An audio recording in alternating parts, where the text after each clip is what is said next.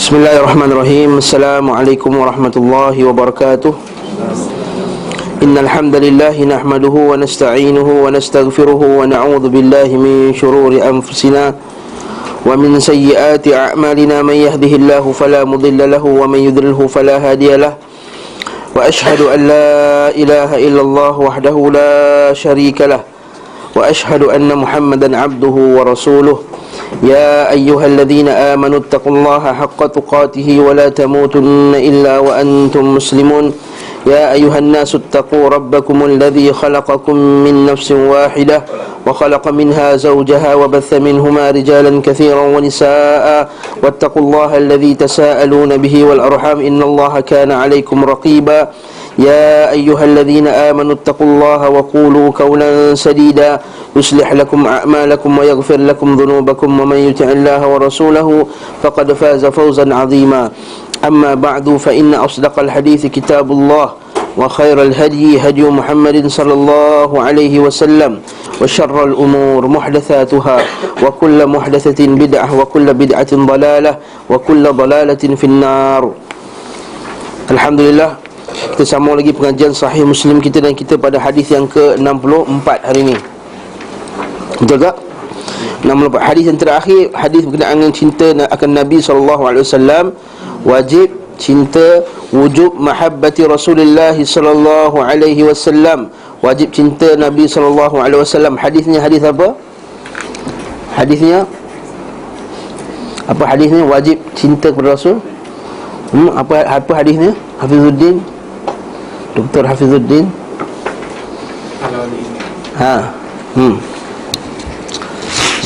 La yuhibbu ahadukum hatta akuna ahabba ilaihi min waladihi wa walidihi wan nasi ajma'in. Tidak akan sempurna iman ataupun tidak akan melengkapi iman yang wajib seseorang itu selagi dia tidak mencintai aku lebih daripada anak-anaknya, ibu bapanya dan sekalian manusia. Dan riwayat lain, la yu'minu abdun, tidak akan beriman seorang hamba itu sehingga dia mencintai aku lebih daripada dirinya, lebih daripada mak ayah dia, anak-anak dia, dan malihi, dan hartanya, wan nasi ajma'in, dan seluruhnya. Hadis ni pada hari ini pula kita masuk bab yang seterusnya, bab ad-dalil, dalil bahawa ala anna min khisalil iman, bahawa termasuk dalam perkara-perkara keimanan, bahagian-bahagian keimanan, khisal, bahagian, an yuhibba li akhihi, seseorang itu mencintai saudaranya al-muslim, ma yuhibbu li nafsihi minal khair. Dalam buku kita tu, dia sekali lagi tajuk dia dalam bahasa Arab tu dan juga dalam bahasa Melayu dia potong, dia ringkaskan. Sepatutnya tajuk dia sebegini: dalil bahawa termasuk dari bahagian keimanan adalah mencintai saudaranya sesama muslim apa yang dia cintai untuk dirinya sendiri dalam perkara kebaikan. Maksudnya mencintai saudaranya sesama muslim apa yang dia cintai untuk dirinya dalam perkara kebaikan. Maksudnya kita ni takkan mendapat keimanan yang wajib, iman yang sepatutnya kita beriman, selagi kita tak mencintai untuk saudara kita apa yang kita cintai untuk diri kita sendiri. Sebagai contohnya, kita suka kesenangan ataupun keamanan, maka kita nak juga untuk saudara kita keamanan. Kita nak akan diri kita ni ada makanan, ada isteri, ada rumah, ada apa, kita kata keperluan seorang manusia, maka kita nak juga benda tersebut ada pada saudara kita. Itu maksud hadis ni. Sebab itulah sebenarnya terjemahan yang lebih tepat ialah dalil bahawa termasuk bahagian keimanan adalah mencintai bagi saudaranya, ada bagi ataupun untuk. Sebab kalau bahasa Arab dia ada li akhihi, ada li, ada li. Sepatutnya yang lebih tepat terjemahan untuk tajuk dalam buku ni ialah dalil bahawa termasuk dari bahagian keimanan adalah mencintai bagi saudaranya ataupun untuk saudaranya sesama Muslim apa yang dia suka untuk dirinya sendiri di dalam perkara kebaikan, fil khair. Itu dalam Sahih Muslim. Itu dalam tajuk yang diberikan oleh Al-Imam. Siapa yang letakkan tajuk? Imam Nawawi yang letakkan tajuk dalam Sahih Muslim ialah Imam An-Nawawi, bukan macam Imam Bukhari. Imam Bukhari dia sendiri letakkan tajuk. Sebab itulah kita nak ada kata para ulama, dia kata fiqhul Bukhari fi tarjamatihi atau fi tarajumihi. Kata fiqh Bukhari pada tajuk-tajuk bab.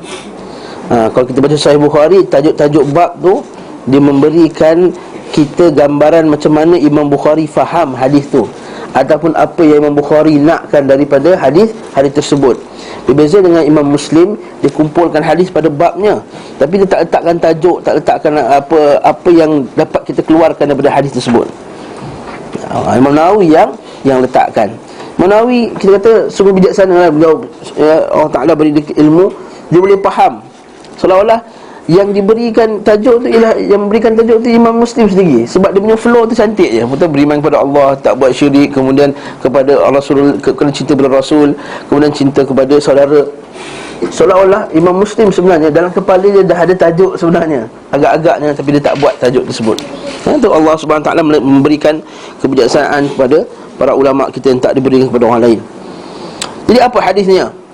Ada dua hadis dalam bab ni yang hampir-hampir sama. Yang pertama, qala al-muallif rahimahullah, berkata Imam Muslim bin Hajjaj bin Yusuf al-Qushairi kata qala haddatsana Muhammad bin al-Muthanna, telah menceritakan kepada kami Muhammad bin al-Muthanna wa Ibnu Bashar dan Ibnu Bashar, qala, mereka dua telah berkata haddatsana Muhammad bin Ja'far, telah menceritakan kepada kami Muhammad bin Ja'far. Qala haddatsana Syu'bah, telah menceritakan kepada kami Syu'bah bin Al-Hajjaj Ibnu Bistam. Syu'bah ni antara ulama hadis yang sangat kuat, sangat kita kata keras. Terkenal daripada Imam Syu'bah ni, dia keras dalam hukum hadis. Bila ditanya kepadanya, kenapa kau tak ambil hadis daripada orang tu? Dia kata orang tu dia pukul dia punya yarkudu alal barzun, maksudnya dia pukul dia punya tunggangan dia kuat, melampau-lampau kuatnya. Maksudnya itu pun bagi dia telah dianggap sebagai kurang thiqah, kurang keadilan, maksudnya kurang sikap dia yang bertakwa. Jadi dia agak-agak dia berhati-hati daripada ambil hadis daripada orang tersebut. Itu Imam Syu'bah. Berarti Imam Syu'bah dan Yahya bin Sa'id, kita akan tengok bawah ni, antara dua yang paling keras. Hingga Imam Zahabi kata, kalau dia kata satu perawi itu bagus, ambil lah, confirm bagus. Tapi kalau kata satu perawi itu tak bagus, maka kena cek balik, sebab kemungkinan dia menghukum satu perawi itu tak bagus sebab dalam perkara-perkara yang kecil. Contohnya, agak-agaknya kalau Imam Syu'bah hidup zaman kita, pakat-pakat ustaz kita semua kena tolak lah habis.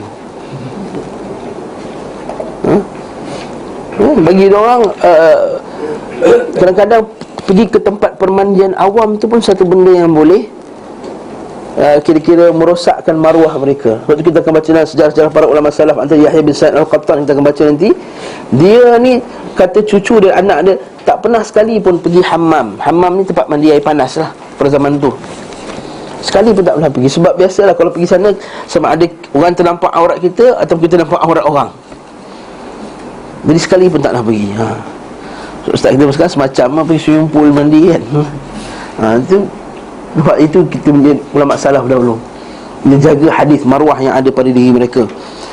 Syu'bah bin Hajjaj qala sami'tu Qatadah, aku telah mendengar Qatadah. Aku telah mendengar Qatadah bin Di'amah As-Sadusi yuhaddithu an Anas, membawa hadis daripada Anas bin Malik. Ani Nabi SAW qala, Nabi SAW bahawa Nabi SAW telah bersabda, la yu'minu ahadukum, la yu'minu, tidak beriman,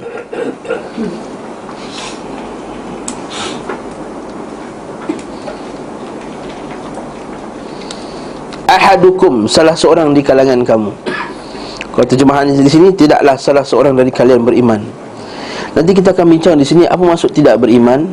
Adakah maksudnya menafikan aslul iman, menafikan keimanan, maksud dia bukan Islam, ataupun dia tidak menyempurnakan iman. Nanti kita bincang nanti, insya-Allah. Hatta sehingga yuhibba li akhihi, dia mencintai untuk saudaranya. Lihat, dan terjemahan bawah betul, mencintai untuk saudaranya. Tajuk tu dia tak letak betul, yuhibba li akhihi au qala li jarihi, ataupun dia katakan kepada jirannya, ma yuhibbu li nafsih, apa yang dicintai untuk dirinya sendiri. Yang kedua pula, qala muallif rahimahullah, wa qala haddatsani Zuhair bin Harb, telah menceritakan kami Zuhair bin Harb. Zuhair bin Harb ni ialah antara guru yang Imam Muslim banyak ambil hadis daripadanya. Zuhair bin Harb, lebih kurang 749 hadis, seperti kata Syekh Abdullah Al-Imam. 749 hadis. Allah. Qala haddatsana Yahya bin Sa'id. Yang ni saya nak cerita hari ni, Yahya bin Sa'id. Kita cuba untuk setiap kelas kita ambil satu daripada perawi itu dan kita cerita detail tentang beliau. Seperti yang disebutkan oleh para ulama kita, membaca sirah para ulama kita yang awal memberi kita keinsafan tentang sikap macam mana kita ni sebenarnya. Kita ni selalu sangka yang kita ni termasuk di kalangan orang konon-konon yang salafi, konon sunnah. Tapi bila tengok sikap kita, bila ditimbang, dibandingkan dengan salaf, jauh daripada langit dan bumi. Oleh itu mari kita lihat siapakah Yahya bin Sa'id Al-Qattan. Kata Al-Imam Az-Zahabi, saya ambil ini daripada kitab Siyarul A'lamin Nubala. Ada satu kitab oleh Imam Az-Zahabi, kalau tuan-tuan ada, bagus boleh rujuk. Nama kitab tu Siyar Al-A'lam An-Nubala, sirah-sirah para ilmuwan a'lam yang terkenal, orang yang terkenal, An-Nubala, yang bijak, nabil, yang hebat-hebat lah maksudnya. Siyarul A'lam An-Nubala. Tapi dalam buku tu bukan hanya orang baik, orang jahat pada je. Dalam buku tu orang jahat juga diceritakan. Jadi Yahya bin Sa'id Al-Qattan, Al-Qattan, nama dia Yahya bin Sa'id Al-Qattan, Q-O-T-T-A-N. Itu bahasa Rumi lah. Kalau bahasa Jawinya, Arabnya, Qaf, Ta, Alif, Nun, Qattan. Kata Imam Zahabi, Al-Imamul Kabir, dia imam yang besar, Amirul Mu'minin fil hadith. Amirul Mu'minin maksudnya dia ini ialah macam seolah khalifah dalam hadis lah. Amirul Mu'minin ini gelaran kepada Umar Al-Khattab. Amirul Mu'minin fil hadith. Lahir pada 120 Hijrah. Wafatnya tahun 198 Hijrah. Sempat tak jumpa dengan Imam Syafi'i agak-agak. Wafatnya 198 Hijrah, lahir 120. Empat lah Imam Syafi'i, 150. Imam Syafi'i lahir 150, meninggal 204. Sempat tak jumpa dengan Imam Ahmad, Imam Ahmad bin Hanbal. Imam Ahmad bin Hanbal lahir bila? Imam Ahmad bin Hanbal dia tua sikit daripada Imam Syafi'i, 14 tahun. Imam Ahmad bin Hanbal lahir 164 Hijrah. Imam Ahmad bin Hanbal lahir tahun 164 Hijrah. Imam Syafi'i 150. Okey. Jadi sempat kita kata nanti apa kata-kata anak-anak murid beliau, anak-anak murid Yahya bin Sa'id ni. Okey. Dia kata Yahya kan tadi saya sebut Syu'bah tadi kan, yang hebat tadi Syu'bah. Yahya bin Sa'id ni belajar dengan Syu'bah 20 tahun. Patut ada ambil perangai guru dia juga kan. Syu'bah tu keras, Yahya bin Sa'id juga keras dalam menghukum ataupun dalam mengkritik perawi. Bukan kita keras perangai dia baik. Jadi ambil beza keras dalam mengkritik perawi dengan sikap keras tu dua benda yang berbeza. Kadang-kadang perawi itu ada sikap-sikap yang tak bagus, yang perlu dikritik supaya tujuannya untuk apa? Mengkritik perawi, tujuannya untuk menjaga kemurnian hadis, supaya hadis ini tidak dibawa oleh orang-orang yang perangainya buruk dan hafazannya lemah. Jadi para pengkritik hadis dipanggil nuqadul al-hadis, ataupun dipanggil orang yang alim dalam ilmu rijal, ilmu perawi-perawi ini. Dia akan kritik orang-orang yang lemah. Minta orang lelaki balik depan, mengkritik perawi-perawi yang lemah ni. Jadi antara yang kuat ni Yahya bin Sa'id Al-Qattan. Beza dengan sikap, kita akan tengok sikap Yahya bin Sa'id ni orang yang sangat lembut dan sangat kita kata hatinya sangat senang menangis, mudah tersentuh. Sebab tu kita kata jangan samakan. Kalau orang kata ustaz ni keras dalam mengkritik ahli bid'ah, keras dalam menolak maksiat dan bid'ah, itu jangan samakan dengan sikap dia keras.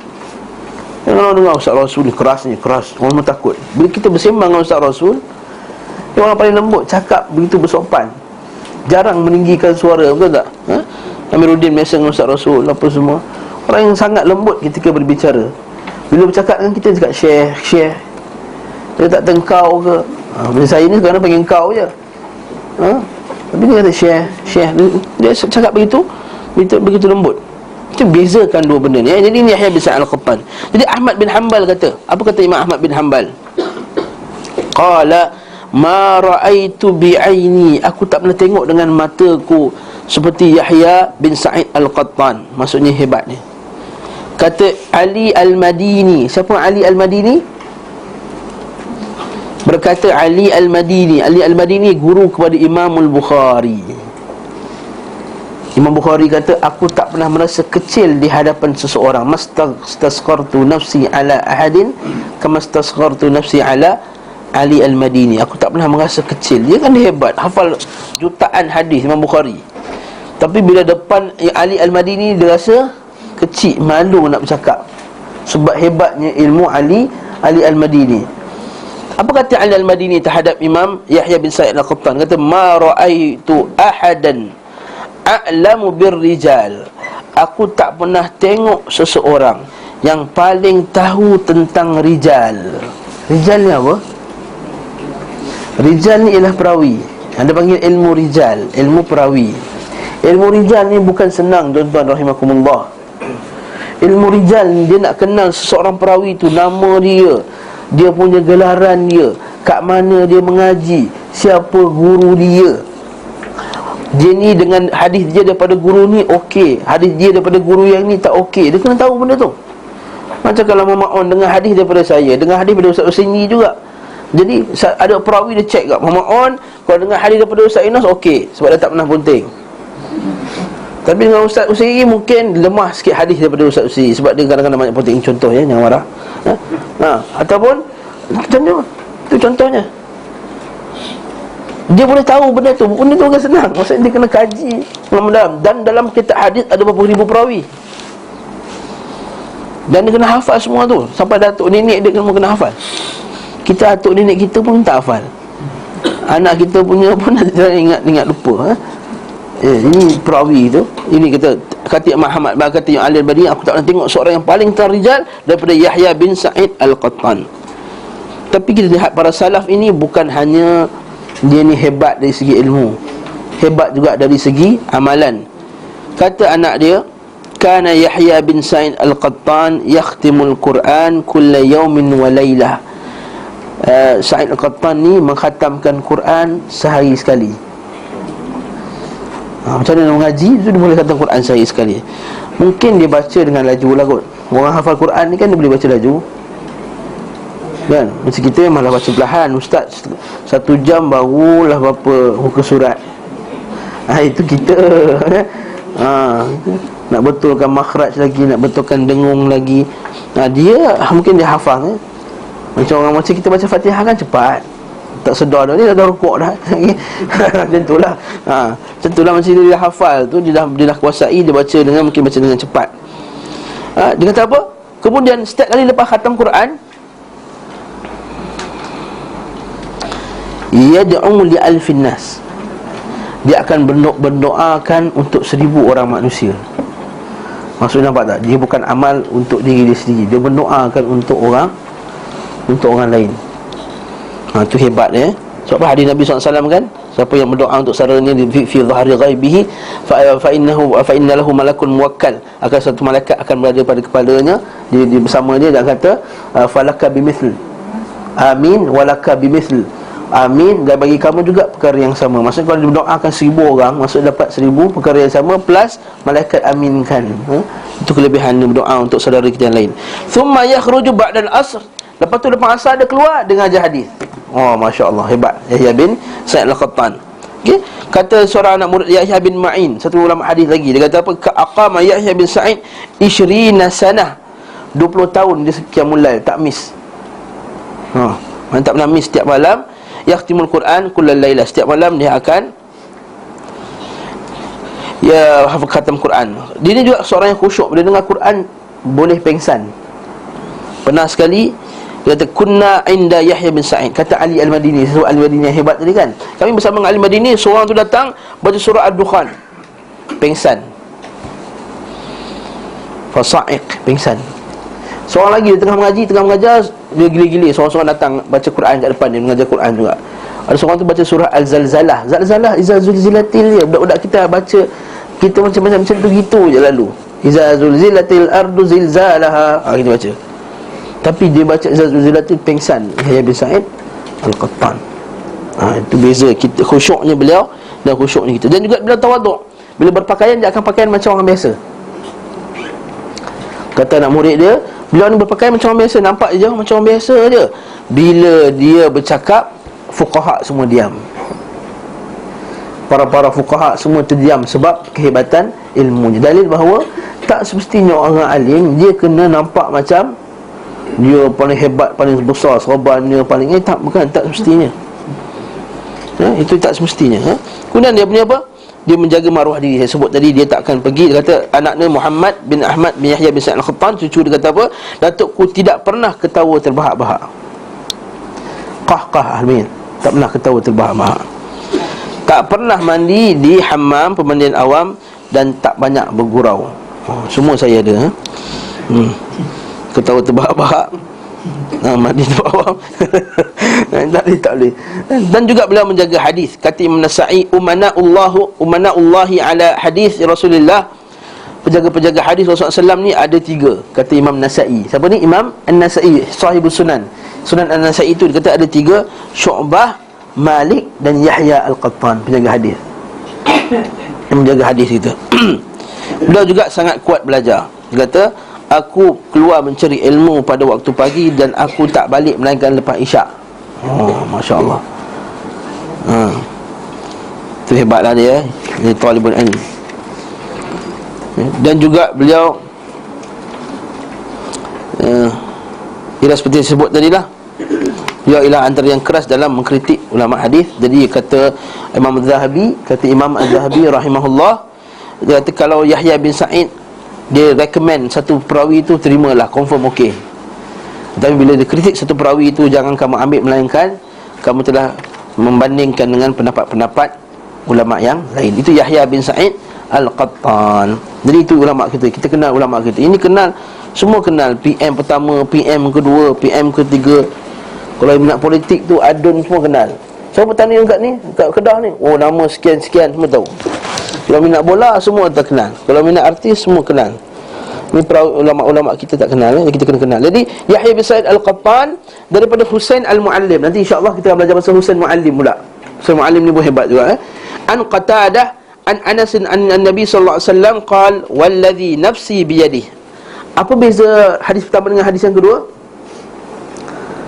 Hadis kedua ada Nabi bersumpah, wallazi nafsi biyadihi, demi jiwaku yang berada di tangannya. Hadis pertama ada sumpah tak? Tak ada. La yu'minu abdun, tidak akan beriman seorang hamba. Tadi sebelum tadi ahadukum. Ada beza tak dari segi makna? Ada beza tak dari segi makna? Kalau di sini tak, tidak akanlah seorang hamba. Di atas tadi, tidaklah seorang di antara kalian. Ada beza tak dari segi makna? Syekh Amiruddin, ada beza tak? Tidaklah seorang hamba dan tidaklah seorang di antara kamu. Dalam bahasa Arab, abdun ada tanwin tak kat depan tu? Tanwin, dun. Bila dun maksudnya apa? Bukan hamba, hamba tu abdu tu. Ada tanwin kat depan. Puan Masila, Puan Melissa. Dua-dua sekali dah, dua anak murid saya bahasa Arab. Puan Melissa dan Marsila, apa maksud tanwin di belakang? Ia di isim, tapi apa dia? Alif lam ada isim, apa maknanya? Abdun dengan al-abdu. Ahsan, tabarakallah doktor. Maksudnya umum, seseorang hamba, tak kisah mana-mana hamba. Kalau ahadukum, seseorang di kalangan kamu, sama tak? Dari segi makna? Dalam bahasa Arab, bila disebut seseorang, ahadukum, kemudian tambah dengan dhamir kamu semua, juga membawa maksud umum. Sesiapa saja di kalangan kamu. Sama dekat bawah tu, mana-mana hamba. Sama tak? Umum, mana-mana lelaki? Ya, sama. Jadi ada tak perbezaan makna kat sini? Tidak. Jadi kita boleh dapati bahawa mungkin yang perbezaan datang daripada perawi sendiri, bukan daripada Nabi SAW. Sebab yang riwayat yang sabitnya, banyaknya, masyhurnya ialah ahadukum, seseorang di kalangan kamu. Faham ke ni? Faham lah. Kalau tak faham tu buat tak tahu je lah. Ini bahasa Arab sikit lah. Kita biarlah pengajian kita ni ada bahasa Arab sikit, ada sejarah sikit, ada hadis sikit, ada fiqah sikit ya. Biar kita dalam tu ada macam-macam dalam tu. Okey. Jadi abdun hatta sehingga yuhibba, mencintai, li jarihi, jirannya, au qala, atau berkata li akhihi, ataupun untuk saudaranya, ma yuhibbu li nafsihi, apa yang dicintai untuk dirinya sendiri.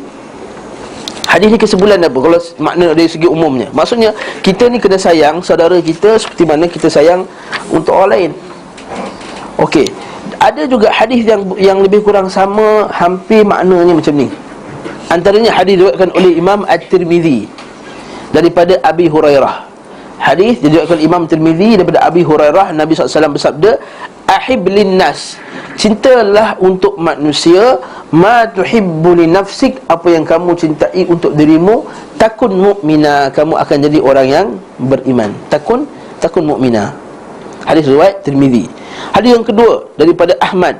Hadis pertama tadi Tirmizi tadi hadis hasan. Hadis kedua dia hadis daripada Ahmad daripada Muaz bin Jabal. Hadis pertama tadi apa? Hadis dalam Sahih Muslim ni siapa riwayatkan? Anas bin Malik. Hadis Tirmizi siapa riwayatkan? Abi Hurairah. Hadis yang ketiga ni hadis daripada Ahmad, diriwayatkan oleh Muaz bin Jabal. Seorang sahabat nama dia Muaz bin Jabal. Dia kata apa? Sa'ala Nabi sallallahu alaihi wasallam an afdalil iman. Pernah sekali Muaz bin Jabal tanya Nabi tentang apakah amalan yang paling afdal, iman yang paling afdal. Kata Nabi SAW, afdalul imani an tuhibba lillah wa tubghid lillah. Setinggi-tinggi, seafdal-afdal iman ialah kamu cinta kerana Allah dan kamu benci kerana Allah. Wa ta'mal lisanaka fi dzikrillah, dan kamu menggunakan lisan kamu untuk zikir kepada Allah. Kemudian ditanya lagi, wa madza ya Rasulullah, apa lagi ya Rasulullah? Iaitu kamu cintakan bagi manusia apa yang kamu cintai untuk diri kamu sendiri. Ada berapa hadis dah? 3. Hadis yang keempat daripada riwayat Ahmad daripada Yazid bin Asad Al-Qasri. Sama juga, qala li Rasulullah SAW, Rasulullah SAW telah berkata kepadaku, Rasulullah SAW, atuhibbul jannah, adakah kamu cintakan syurga? Nabi cakap daripada Yazid bin Asad Al-Qasri. Nabi kata, adakah kamu cintakan syurga? Ya, aku nakkan syurga. Fa'ahib li akhika, maka kamu cinta untuk saudara kamu apa yang kamu cintai untuk diri kamu. Tapi hadis ni dhaif.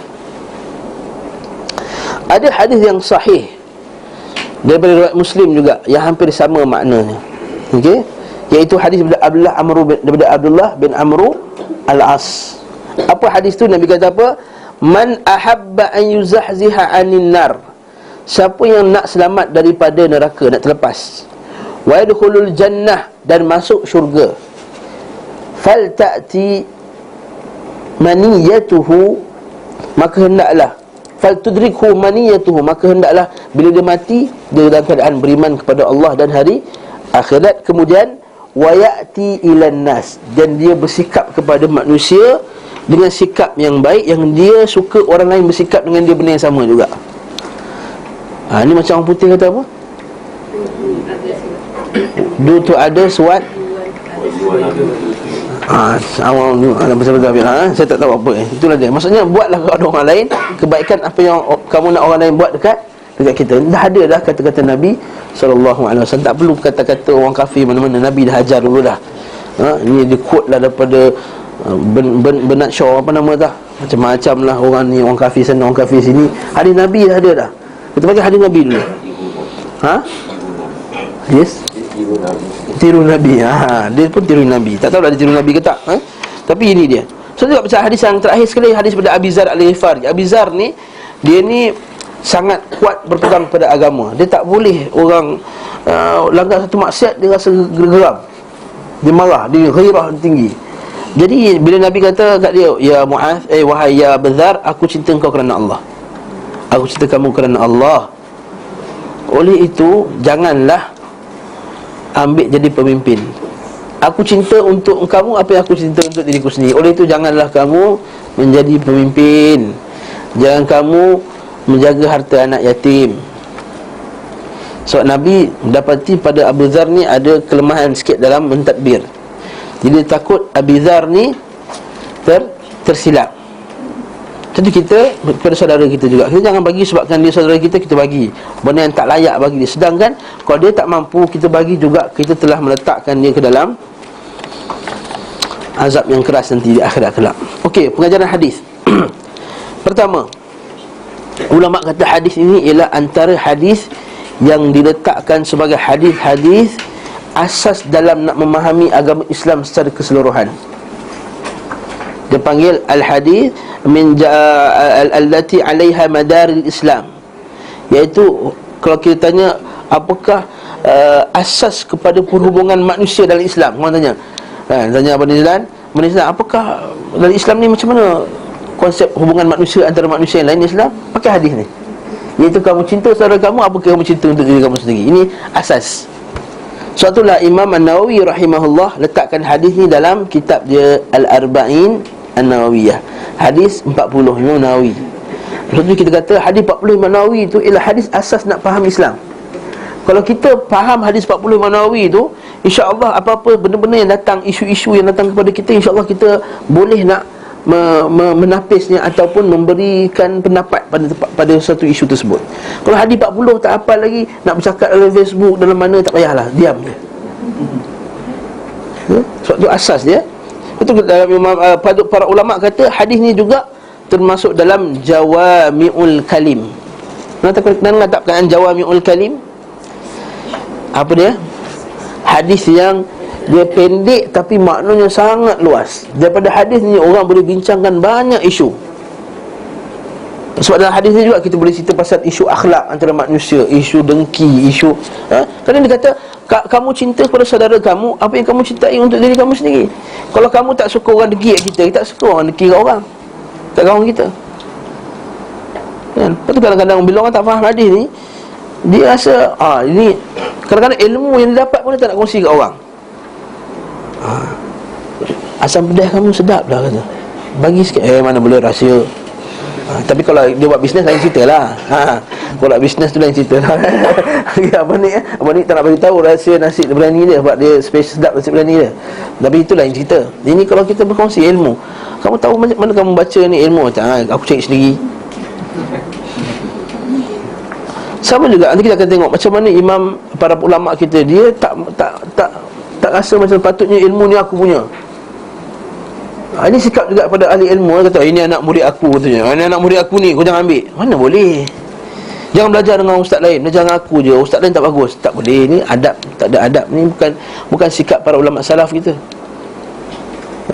Kita akan tengok nanti. Jadi hadis ni jawami'ul kalim. Kali ini memberi kita hubungan tentang manusia lain, cara berkaedah berhubung dengan manusia lain.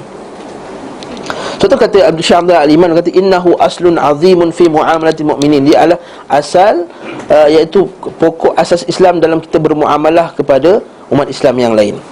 Okey, kita masuk pula kepada lafaz-lafaznya.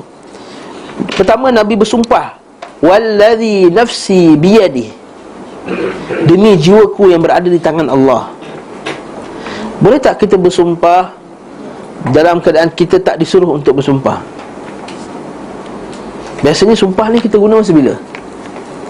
Bila ada masalah kan? Bila ada masalah, contohnya saya kata, Abdullah Firdaus, buku tu buku saya. Buku tu buku saya tu. Sekali Firdaus kata, apa buktinya? Tak, itu buku saya tahu itu buku saya. Tapi saya tak boleh bawa bukti. Saya dakwa pergi mahkamah. Apa yang Firdaus kena buat? Firdaus kena sumpah untuk kekalkan buku tu kat dia. Kalau tak sumpah, saya boleh ambil buku tu. Okey? Lepas tu Nabi kata al-bayyinatu al-mudda'i wal half 'ala man yud'alah. Maksudnya hendaklah orang yang mendakwa tu bagi bukti. Kalau tak boleh bagi bukti, dia dakwa juga, orang yang didakwa tu mestilah bersumpah. Jadi Firdaus kena sumpah, demi Allah, wallahi wa billahi wa tallahi, bukan wa ta'allahi, wallahi wa billahi wa ta'allahi. Macam satu hamba Allah tu dalam masjid tu, wallahi wa billahi wa tallahi, demi Allah, sumpah, buku ni buku aku. Bila kata sumpah saja, saya tak boleh ambil dah benda tu. Ini berlaku dalam hadis sahih Muslim yang kita akan jumpa nanti. Kisah dua orang sahabat Al-Ash'ath dengan saudaranya berebut, ni tanah aku ni tanah atuk nenek aku. Masa kita lah kan, orang Melayu kita. Dia duduk lama sampai akhirnya cucu kata, ini tanah kita ni. Dia berlaku kat saudara saya dekat satu kedai kat Bidor tu. Satu orang ni dah berniaga kat kedai tu lama, sampai dia tak tahu sebenarnya dia kedai tu ialah kedai pada saudara saya. Dia nak minta pergi masuk mahkamah. Itu riwayat kata, ini kedai aku, ini tanah aku, kata Ash'ath. Dia kata, orang lelaki tu kata, taklah, aku dah duduk sini lama dah. Dia dakwa tapi tak ada bukti. Ya, lepas tu mana ada surat pun, dia tak ada saksi, tak ada bukti. Akhirnya Nabi kata apa? Suruh orang tu bersumpah untuk kekalkan tanah tu pada lelaki tersebut. Kali Al-Ash'ath kata, ya Rasulullah, idan macam tu dia sumpah je lah. Dia bukan orang takut pada Allah. Bergaduh nampak sahabat pun bila bergaduh dia boleh keluarkan kata-kata yang kesat. Dia bukan beriman kepada Allah. Dia peduli apa? Lalu Nabi kata, man halafa ala yamin sabrin yaqtati'u mali ri'im muslim laki Allah wa huwa alaihi ghadban. Siapa yang bersumpah di atas sumpah yang menipu, sedangkan dia tahu bahawa sumpah itu sedangkan dia tahu yang di dalam sumpah itu dia menipu, dan tujuan sumpah tadi untuk mengambil harta orang lain secara haram, maka dia akan berjumpa pada Allah akhirat kelak dalam keadaan Allah Ta'ala murka kepadanya. Bila dengar hadis tu, yang tadi yang nak sumpah tadi pun tarik diri, tak payahlah, ambil lah tanah ni. Itu kata hadis Nabi sallallahu alaihi wasallam. Itu para sahabat radhiyallahu anhum. Jadi kat sini sumpah boleh tak? Asasnya boleh. Cuma kita jangan melampau-lampau dalam sumpah. Macam setengah orang Arab kan, sikit-sikit wallahi. Yang ni dipanggil yamin laghu, sumpah lara. Ini panggil sumpah lara, tak ada hukum, tapi tak patut dia buat macam tu. Sebab apa? Ini mempermainkan nama Allah Subhanahu wa ta'ala. Demi Allah, maksudnya dia sebut sumpah. Jangan kita demi Allah dalam perkara yang tak penting. Apatah lagi bersumpah bila nak dalam bisnes yang bohong kan. Kadang-kadang itu kita akan tengok nanti hadis juga bersumpah. Siapa bersumpah ba'dal asri, siapa bersumpah lepas waktu asar untuk mengambil harta orang secara haram, maksudnya untuk berniaga barang, sedangkan dia bukan harga tu sebenarnya. Contohnya saya nak jual pen ni kepada Amiruddin. Amiruddin kata, berapa ringgit pen ni Ustaz? Saya kata RM2. Apa mahal sangat? Berapa modal Ustaz? Atau berapa Ustaz nak untung? Alah, tak banyak. Demi Allah, saya untung 10 sen je, sedangkan dia untung 50 sen. Tapi sebab nak kuatkan dia sumpah. Kalau tak sumpah tak boleh lagi. Dia sumpah, demi Allah 50 sen je aku. Nah, ini 10 sen aku untung. Ini kata maksud sumpah, atau sumpah yang tipu tadi. Jadi asasnya boleh sumpah untuk menguatkan. Litaukid kata bahasa Arab ialah untuk menguatkan statement kita. Bila kata demi Allah, sesungguhnya buku ni bagus, ini barulah kena pada tajuknya. Kalau kita tanya apakah buku akidah yang bagus, demi Allah, Fathul Majid ini, kitab Tauhid adalah kitab yang terbaik yang pernah saya jumpa dan membincangkan perkara-perkara yang merosakkan akidah. Ini boleh. Tentulah bagus. Tapi janganlah benda-benda yang pelik-pelik. Kat mana Firdaus beli t-shirt ni? Demi Allah, saya beli t-shirt ni kat Jaya Jasko. Tak perlulah. Itu tak kena lah, ya? Satu. Jadi sumpah boleh dibenarkan dalam Islam. Kemudian dia kata la yu'min, tidak beriman seseorang. Apa maksud tidak beriman? Adakah maksudnya menafikan iman daripadanya? Maksudnya tidak beriman langsung? Tidak ya. Maksudnya menafikan apa ni? Kesempurnaan. Adakah kesempurnaan sahaja? Maksudnya kalau dia tak sayang pada saudara ni, iman ni okey lagi, cuma tak sempurna. Dia sebenarnya dia bukan tidak menyempurnakan keimanan, dia tidak melengkapkan iman yang wajib yang patut dia lengkap. Iman yang wajib.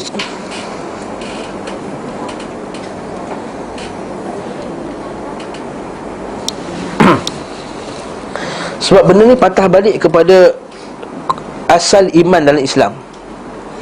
Apa maksud iman dalam Islam? Banyak kali saya tanya soalan ni, tapi kita nak ulang kaji juga. Apa maksud iman? Iman itu ialah kata-kata dan, atau kita ayat yang senang lah. Iman tu apa dia?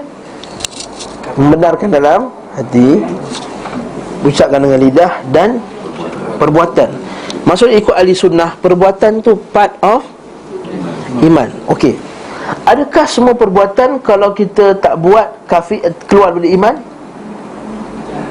Tapi kata tadi amal part of iman. Maksudnya kalau kata Islam ada hati, lisan, dan kita kena tunjukkan dengan perbuatan iman kita ni. Ya, Firdaus, you masuk Islam, you kena tunjukkan dengan perbuatan you Islam.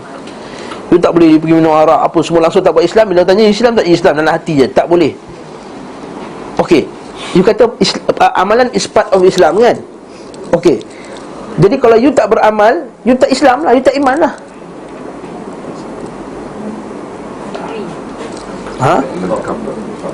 Kalau tak sempurna, you sama macam mazhab Murji'ah. Murji'ah kata Murji'atul Fuqaha. Murji'atul Fuqaha adalah satu mazhab dalam akidah. Dia kata iman tu hanyalah pelengkap, amal itu hanya pelengkap kepada iman, bukan part of iman. You tak pelengkap dengan part. Kereta kalau tak ada sketing, pelengkap ke apa? Sketing tak apalah, sketing bukan pelengkap pun. Okey, kereta tak ada aircon, boleh jalan tak? Boleh lagi kan? Tapi tak lengkap lah, panas dalam kereta. Okey, amalan tu mana satu? Amalan tu enjin ke, tayar ke, enjin ke, aircon ke, ataupun sketing tadi?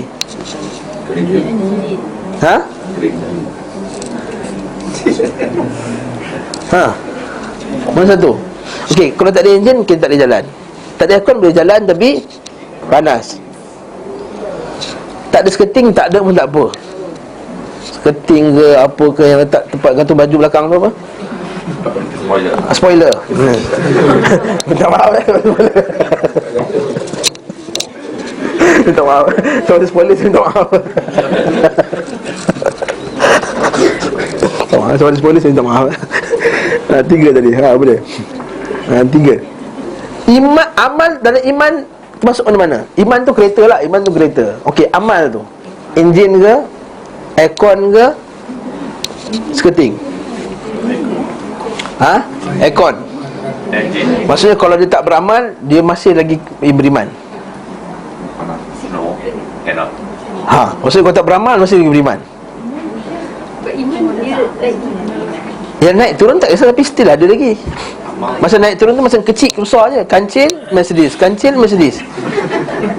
Amal turun ada engine di sendiri.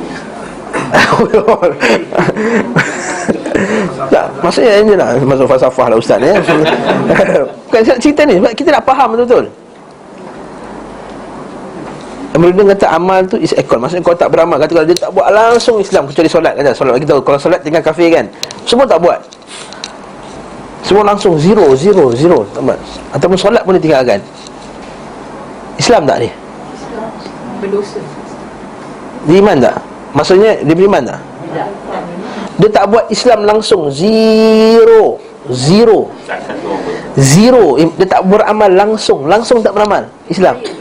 Dia percaya dalam hati, dah beriman, kata aku ni Islam, aku beriman kepada Allah, hari akhirat, hari kiamat, angkat tangan lagi macam ni. Tapi semayang tak? Tak semayang. Minum arak, apa, zina, semua ada. Beriman tak dia? Tidak. Beriman? Tidak beriman. Sebab tu saya kata kena tengok tu, dia enjin ke, aircon ke, skirting? Aircon. Maksudnya dia beriman lagi lah. Apa ni? Aircon, beriman lagi lah. Bahaya ni. Siapa yang kata aircon, bahaya. Kita kena tahu amalan. Okey, saya bagi jawapan dia. Amalan dalam iman boleh jadi enjin, boleh jadi aircon, boleh jadi skirting. Tiga-tiga ada. Tiga-tiga ada. Ada amalan yang kalau tak buat, dia langsung keluar daripada Islam.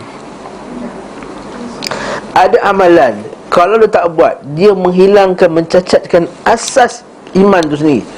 Bukan aircon pun. Kalau saya kata pintu, kalau tak ada pintu, kita boleh jalan lagi tak? Tapi benda yang wajib kan, dalam kereta kalau tak ada pintu nanti teruk, dia akan mudah, dia accident apa semua. Nampak pintu, pakai pancit. Yang keempat saya kata boleh jadi aircon. Yang ketiga baru jadi skirting jadi. Iman, amalan dalam iman semua-semua ni boleh. Contohnya yang pertama, yang menafikan Islam langsung. Contohnya kalau tinggal nafi Islam langsung. Contohnya solat. Solat kalau ditinggalkan, dia menafikan keislaman dia. Maksudnya tidak ada Islam langsung pada diri dia. Ini adalah mazhab yang rajih, pendapat yang rajih dan kuat masalah ni. Ataupun dia meninggalkan amalan secara total. Ini terkeluar dari Islam secara total, zero. Ini terkeluar daripada Islam. Sudah ya? Dia kata walaupun dia mengucap depan Ustaz Seri pun, angkat tangan lagi macam ni, lepas tu dia tak pernah buat langsung Islam. Zero. Tak pernah buat langsung, tak pernah ikut Islam. Maka kat situ kita kata dia menafikan asal iman dia. Okey. Ada amalan yang menafikan wajibul iman, iman yang wajib. Maksud iman wajib tak buat, dia berdosa besar, tapi still lagi dia beriman. Cuma iman ni dia tahap lemah lah. Antara bab yang termasuk dalam iman yang wajib ni ialah iman inilah dia, mencintai saudaranya yang Muslim. Sebab kalau dia tak cinta saudara dia yang Muslim dalam perkara yang dicintai oleh saudara dia sendiri, mungkin dia akan menipu saudara dia, dia akan hasad, dia akan tipu, dia akan khianat dan semua benda yang ada. Ini yang berlaku kepada bangsa Yahudi. Kan bangsa Yahudi dia kata tipu antara sesama kita tak boleh, tipu orang lain boleh. Riba pun sama, semua sama. Menzalimi orang sama kita tak boleh, menzalimi orang lain boleh. Waktu dijadikan agama sekarang di Israel, bila ramai pelarian daripada Afrika datang masuk dalam negeri Israel kan, maka sebahagian mereka dia kata kalau lagi 30% je Israel ni orang luar, kita akan halau. Orang tahu kan isu ni kan. Jadi dia apa, dia maki orang Afrika ni tengah-tengah jalan. Keluar, dia kata dia maki kamu ni apa semua, orang hitam semua dia keluar. Dia halau. Dia kata Israel bukan untuk orang hitam apa semua. Dia halau. Ini sikap ni bukan Islam. Ini bukan. Ini kata-kata apa jadi? Ini iman yang wajib. Iman wajib ni tak buat di Islam lagi tak? Islam. Tapi macam saya tadi kata tak ada pintu. Iman dia macam kereta tak ada pintu. Okey, ada yang menafikan kesempurnaan, iaitu kecantikan iman dia sendiri. Ni contoh. Itu ada juga. Bila menafikan, contohnya dalam solat kan, dia solat dalam keadaan dia makanan telah terhidang kan. Nabi kata la salata bihadratit ta'ami wala liman yudafi'uhu al-akhbathan. Maka tidak ada solat bagi orang yang yang ketika makanan telah dihidangkan, ataupun ketika dia menahan kencing dan nak buang air besar. Mereka tidak ada solat. Adakah maksud tidak ada solat tak sah, tak batal solatnya? Tidak solatnya, tetapi tidak ada kesempurnaan solat. Jadi itu kita kena faham. Itu kita kena faham tiga-tiga ni. Lepas tu kita kadang-kadang kita ada tersilap dalam masalah faham amal dalam iman ni. Maka sebahagiannya kita termasuk dalam golongan dipanggil murji'atul fuqaha. Satu golongan murji'ah. Tahu murji'ah tak? Murji'ah ni orang yang keluarkan amal daripada iman langsung, yang keluarkan iman daripada amal langsung. Dia kata iman ni cukup. Yang sebahagiannya murji'ah, dia kata iman ni sekadar cukup untuk kata-kata cukup. Itu murji'ah, cukup untuk kata-kata je. Contohnya, aku beriman dah, tak berhajat kepada amalan. Ni panggil murji'ah. Ini golongan yang sesat dalam Islam. Ada satu golongan yang lebih teruk daripada tu, dia panggil golongan Jahmiyah. Jahmiyah ni kata cukup kamu kenal Allah dalam hati, cukup dah. Tak perlu membenarkan pun tak apa. Cukup kenal ni Allah Ta'ala ada, ada Allah, maka kamu dah beriman. Jadi siapa ni? Jahmiyah. Kalau inilah sekadar hati terdetik dah beriman, Iblis pun beriman, lebih beriman daripada engkau. Sebab Iblis, dia nak panjang umur, dia doa kepada Allah kan, Rabbi anzirni ila yaumi yub'atsun, ya Allah panjangkanlah umurku pada hari kiamat. Nampak tak? Iblis lebih beriman daripada orang tu kalau dia hanya percaya pada hati saja. Iblis bahkan percaya dengan hati dan mulut. Betul tak?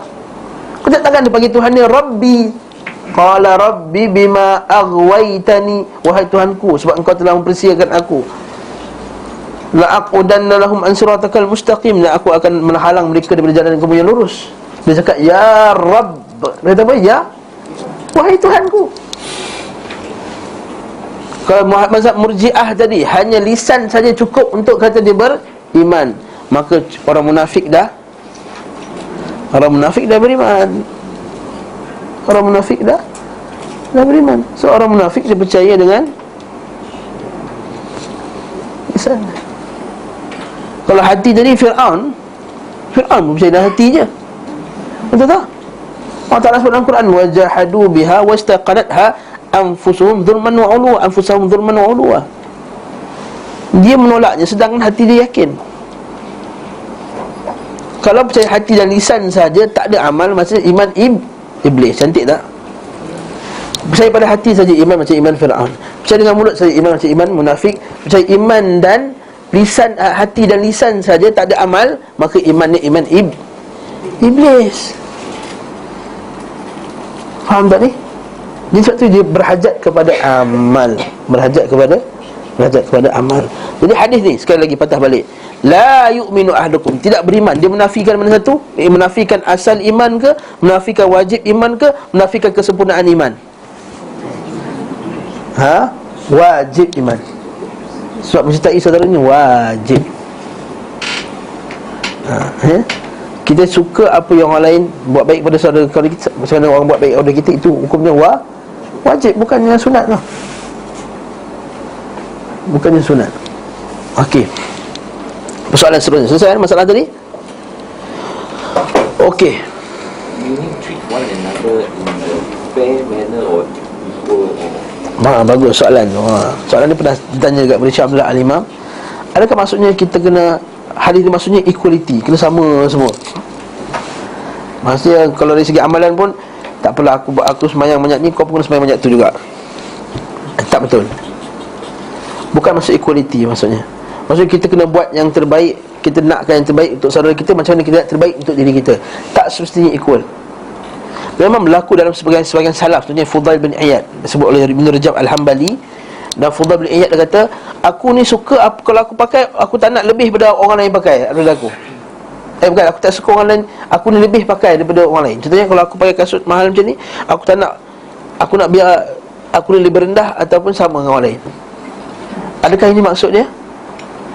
Yang ni mungkin boleh masuk, kata Ibn Rajab, mungkin boleh termasuk dalam juga. Tapi yang syarak nakkan bukan ini. Yang syarak nakkan ialah dia nakkan kebaikan. Bukannya nak kena semua sama. Lepas ni semua pakai baju sama je. Kalau Prada, semua Prada je. Habislah macam tu. Macam tu kan. Contoh je lah. Contoh. Kalau kereta semua kena jadi sosialis pula. Nampak tak? Sebab dalam Islam mengiktiraf ada orang lebih daripada orang lain. Wa fi dzalika falyatanafasil mutanafisun. Maka ada orang yang berlebih-lebih. Bahkan hadis ini sendiri menunjukkan bahawa orang yang mencintai itu lebih afdal daripada orang yang maksudnya lebih tak? Lebih. Maksudnya lebih. Dia bukan maksud equality, maksudnya memberikan hak dia. Sebab tu dalam Islam dia tak ada satu buku dia karang equality in Islam. Dia tak ada equality in Islam. Islam ialah memberi hak, bukan persamaan. Islam memberi hak, bukan persamaan. Sebab kalau persamaan teruk nanti orang lelaki pun nak menyusu nanti macam mana? Kami orang lelaki menuntut hak menyusukan anak. Macam mana? Orang tak juga menuntut hak untuk berkahwin lebih daripada satu. Kahwin 4. Kalau lelaki boleh kahwin 4 memang tak, kita memberikan haknya masing-masing kepada orang. Itu Islam. Okey. Ada soalan lagi kat situ kalau macam Yahudi kata antara dia baik dan orang lain jahat. Kalau macam ni kita baik pada semua manusia ke ataupun? Bagus juga. Hadis ni soalan yang bagus juga. Hadis kata hendaklah kamu berbuat baik pada saudara kamu. Macam kamu mencintai untuk saudara kamu kebaikan, macam mana kamu cintai diri kamu sendiri. Saudara sini saudara apa? Muslim saja. Apa itu orang kafir? Orang kafir asas dia ialah asas tidak berlaku zalim. Itu orang kafir. Bukan asas cinta. Kita asas kepada orang kafir ialah hubungan kita ialah asas keadilan dan tak berlaku zalim. Itu asas. Maksudnya kalau kita hutang kat dia, kita wajib bayar. Keadilan. Kalau kita jiran kat dia, kalau jiran tu kafir, kita akan jumpa hadis ni, jiran kan, kita kena sayang jiran, kita jiran Muslim. Tapi kalau jiran kafir, asas dia keadilan. Jangan kita buang sampah kat rumah dia, jangan kita lebihkan bangunan, jangan, itu asas dia keadilan, bukan asas cinta. Adapun kita sama Muslim, asas dia ialah asas cinta. Sebab kita tidak disuruh untuk mencintai orang kafir. La yu'minu ahadakum la tajidu qauman yu'minu billahi wal yawmil akhir yuwadduna man hadda Allah wa rasulah. Tak boleh seorang ni mencintai orang kafir.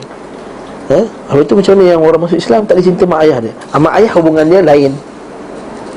Mak ayah dia ada hubungan itu lain. Mak ayah saudara mara itu hubungannya hubungan sebagai hubungan darah, hubungan nasab. Hubungan nasab iaitu hak dia apa? Hak memenuhi hak juga. Itu konsep untuk orang kafir, memenuhi hak mereka, konsep keadilan dan tidak berlaku zalim. Memenuhi hak mereka. Orang kafir ada hak dia tak? Yes, ada hak dia. Kalau ibu kita yang bukan Islam, dia ada hak dia sebagai ibu. Hak untuk kita hormat dia, hak untuk kita apa dia memberikan apa semua. Itu kita kena faham konsep tu. Kalau tidak kita akan terlajak ataupun terkurang. Terlajak macam mana? Dengan orang kafir yang bukan Muslim kita sayang macam kita sayang orang beriman. Tak boleh. Terkurang iaitu kita langgar hak dia. Betul ada keluar fatwa daripada orang sesat dulu pernah berlaku kat Malaysia ni, curi duit daripada orang kafir boleh. Innalillahi wa inna ilaihi raji'un. Sesat orang masuk SA dah ustaz tu. Dan tu grup dia rompak bank. Sebab dia kata bank tu riba. Masya Allah, ini sesat ni. Ada yang lagi keluar fatwa yang lagi kelakar. Dia kata kalau pinjam duit kepada orang kafir, tak wajib bayar.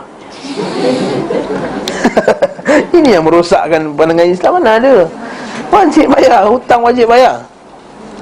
Katakanlah ustaz saya dia ambil hutang dengan orang kafir dengan ada riba. Ialah asas hukum dia. Memang kita kena bayar yang asal dia. Memang kata Syekh Uthaymin kata patutnya bayar yang asal dia. Tetapi sekiranya kalau membawa mudarat atau membawa gambaran yang buruk pada Islam ataupun membawa kepada keburukan yang berlarutan daripada sebab tak bayar dengan riba sekali, maka kata orang bayarlah sekali. Katakanlah saya pinjam dengan Amiruddin zaman-zaman jahil dulu. Amiruddin letakkan duit riba. Lepas tu dulu ada insaf. Maka saya kata saya bayar yang asal dia, tak ada riba. Amiruddin kata okey. Dah tak kena bayar hutang. Jadi kalau orang kafir dia tak bayar dengan riba sekali, macam nak bayar dengan riba sekali tak? Kalau kita boleh berbincang dengan dia, saya tak nak bayar yang riba, saya nak bayar yang asal dia, boleh?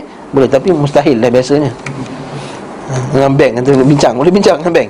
Tak nak bayar dengan bunga-bunga sekali. Nauzubillah. Tarik balik. Tarik kalau boleh tarik balik, itu semoga Allah Ta'ala merahmatinya. Allahu a'lam. Jadi hadis saudaranya ini saudara Muslim, tak termasuk saudara yang kafir. Sebab tu lain Islam dengan Islam, hubungannya lain.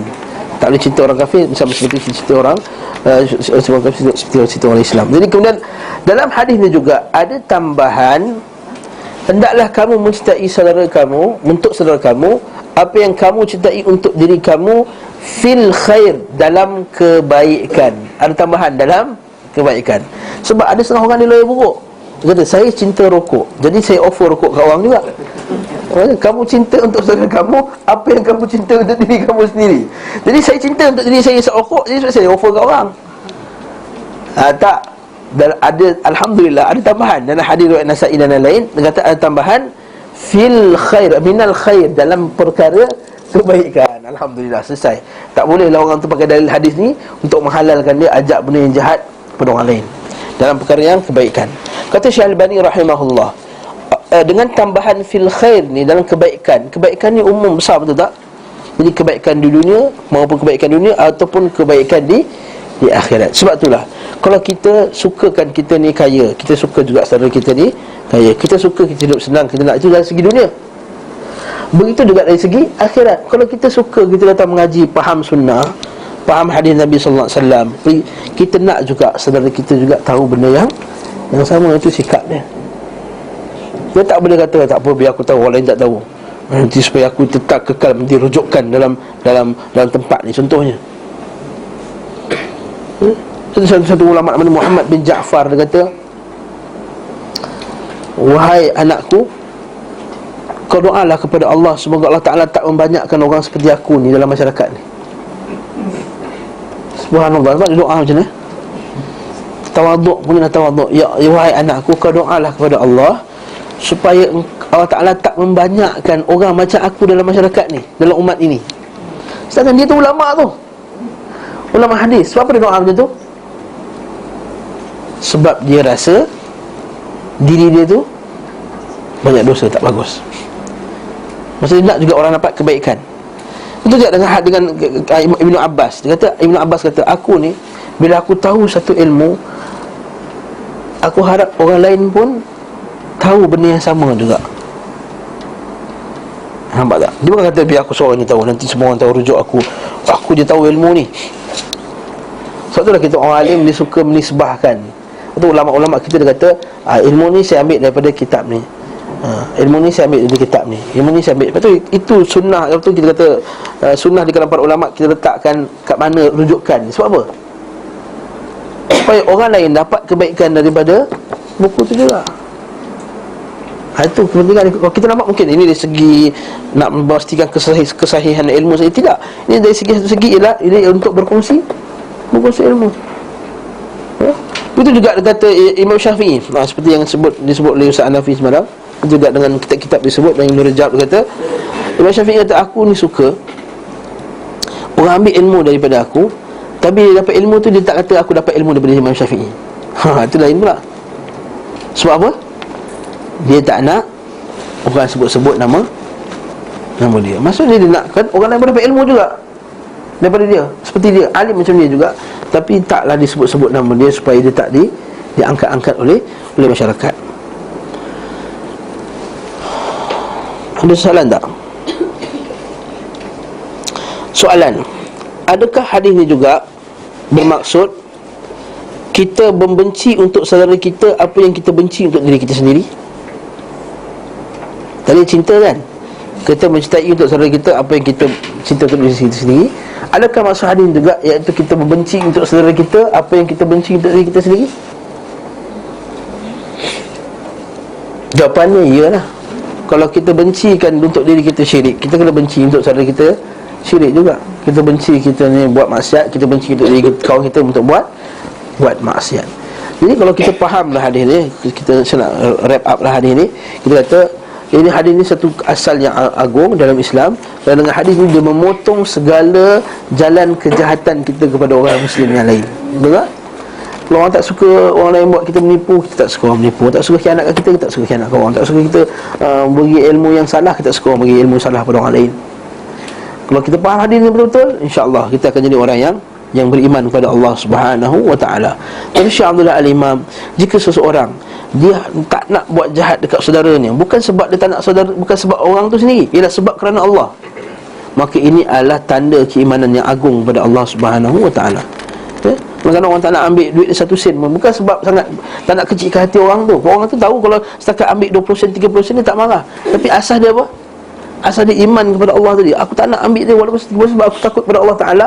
Maka ini dia kata min aslul azim min usulil iman, ialah asas agung dalam asas keimanan kita kepada Allah Subhanahu wa Ta'ala.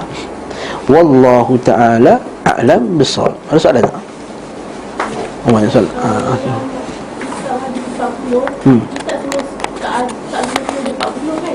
Dia ada 42 hadis lain. Dia ambil alal aghlab, ambil apa kita apa kata kaedah dia macam kita lah, round up the numbers kan. Round the numbers into the near tenth. Itulah dia. Dia tu jadi 40 tu. Okey. Memanglah 42. Kalau dalam kalau Merajak Al-Hambali ada 50. 40 tu asas sebab dia hadis dia 42 hadis. 42 dengan 40 dekat lah 40. Orang Arab biasa pakai macam tu 40. Ya wallahu a'lam.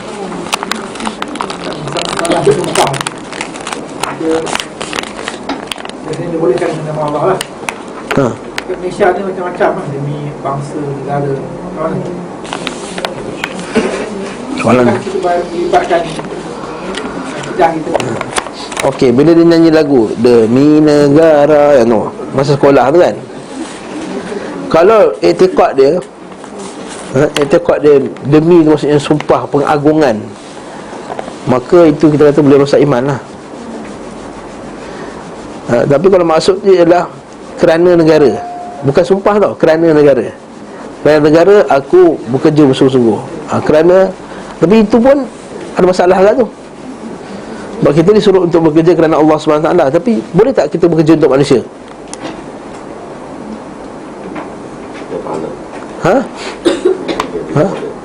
Kalau niat yang asas dia kepada Allah, ia dapat juga. Aku bekerja untuk negara aku pertahankan negara ni. Sebab apa? Sebab negara ni aku tak nak orang kafir contohnya dijajah oleh tentera-tentera kufar contohnya.